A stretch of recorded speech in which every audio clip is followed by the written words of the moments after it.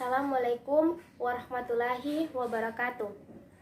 Perkenalkan, nama saya Nabila Baguna dari kelas D5 PGSD.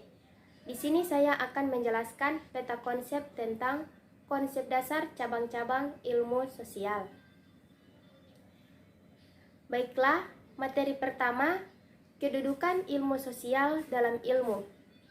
Pengertian fakta, konsep, dan generalisasi. Fakta. Fakta adalah hal, keadaan, atau peristiwa yang merupakan kenyataan yang sungguh-sungguh terjadi dan terjamin kebenarannya. Konsep adalah gambaran mental dari objek proses atau apapun yang ada di luar bahasa yang digunakan oleh akal budi yang memahami hal-hal lain. Sedangkan generalisasi, Suneka mengemukakan bahwa generalisasi merupakan abstrak dan sangat terikat. Konsep generalisasi menghubungkan beberapa konsep sedemikian rupa sehingga terbentuk suatu pola hubungan yang bermakna dan menggambarkan hal yang lebih luas. Materi kedua, konsep dasar sejarah. Pengertian sejarah. Sejarah adalah studi tentang kehidupan manusia di masa lampau. Ada 3 aspek konseptual yang mendasarinya, yaitu konsep perubahan, konsep waktu, dan konsep kontinuitas. Konsep kajian sejarah. Objek material yang merupakan fokus kajian sejarah ialah manusia. Sementara objek formal digunakan untuk mengkaji objek material adalah aktivitas manusia yang terjadi di dalam suatu rentang waktu di masa lampau. Ruang lingkup sejarah.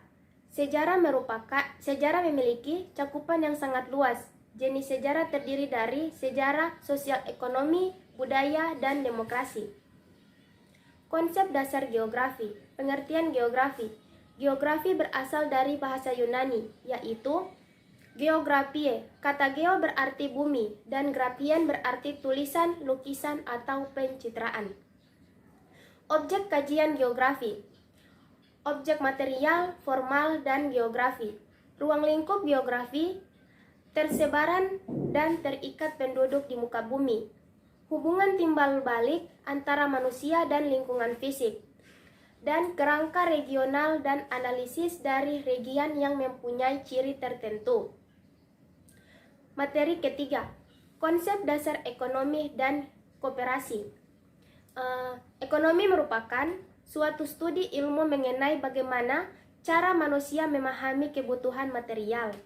Sedangkan koperasi adalah kegiatan ekonomi bersama daripada anggotanya, berasaskan kekeluargaan, kerakyatan, dan keuntungan bersama dan tidak mengutamakan keuntungan ekonomi keluarga semata-mata, melainkan juga memperhatikan keuntungan sosial. Ruang lingkup ekonomi terdiri dari ekonomi makro dan ekonomi mikro. Ekonomi makro. Ilmu ekonomi makro mempelajari keseluruhan perilaku ekonomi yang berkaitan dengan penggunaan faktor produksi yang terjadi secara efisien dalam mencapai kemakmuran, dalam mencapai kemampuan masyarakat yang maksimal. Ekonomi mikro. Ilmu ekonomi mikro yang mempelajari bagian kecil atau aspek individual dari kegiatan perekonomian. Selanjutnya, materi keempat, konsep dasar antropologi psikologi. Pengertian antropologi. Menurut E.A. Hoebel, antropologi adalah suatu studi tentang manusia dengan kerjaannya. Contoh konsep antropologi terdiri dari kebudayaan, evolusi, daerah budaya, enkulturasi, dan difusi. Pengertian psikologi. Psikologi berasal dari perkataan Yunani, psiche, yang artinya jiwa, dan logos yang artinya ilmu pengetahuan. Objek psikologi. Psikologi secara umum mempelajari gejala-gejala kejiwaan, perilaku manusia yang berkaitan dengan pikiran, perasaan, dan kehendak. Hubungan antropologi dan psikologi.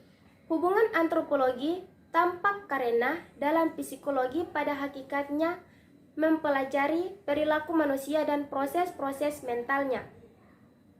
Selanjutnya materi kelima, keterampilan dan ilmu sosial. Pengertian keterampilan bertanya.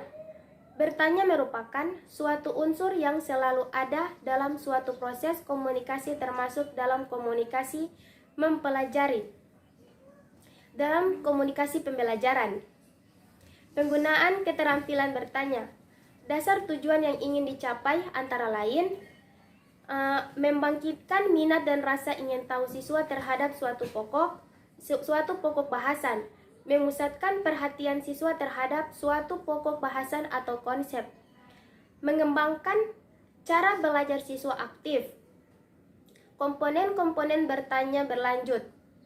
Adapun komponen bertanya lanjut terdiri dari pengaturan urutan pertanyaan, penggunaan pertanyaan melecak, meningkatkan terjadinya interaksi. Dasar-dasar pertanyaan yang baik. Yang pertama, jelas dan mudah dimengerti oleh siswa. Kedua, memberikan informasi yang cukup untuk menjawab pertanyaan.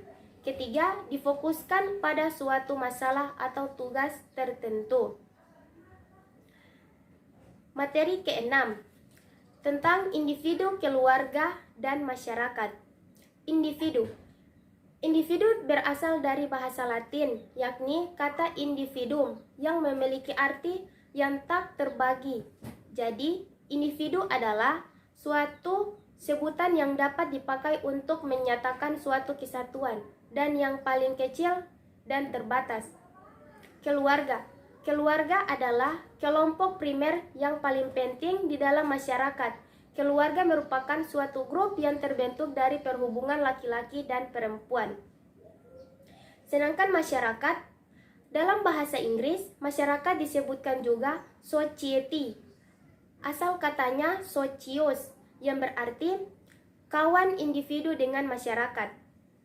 Hubungan ini adalah tahap selanjutnya dari seseorang yang telah mempelajari cara berinteraksi yang telah diajarkan dalam keluarga individu dengan keluarga hubungan. Ini sangatlah mutlak dikarenakan individu terlahir dari keluarga. Selanjutnya materi terakhir yaitu materi tentang kemajemukan agama, ras, dan etnik. Kemajemukan agama. Kemajemukan agama akan mengantarkan setiap orang memiliki keyakinan untuk bersama. Kemajemukan ras mengemukakan gagasan tentang pembedaan manusia berdasarkan kategori atau karakteristik. Sedangkan kemajemukan etnik, istilah kelompok etnik dapat disamaartikan dengan suku bangsa di samping ada pula yang menyebutkan dengan golongan etnik, misalnya golongan etnik Tionghoa. Baiklah, itulah pemaparan peta konsep dari saya. Sekian dan terima kasih. Wassalamualaikum warahmatullahi wabarakatuh.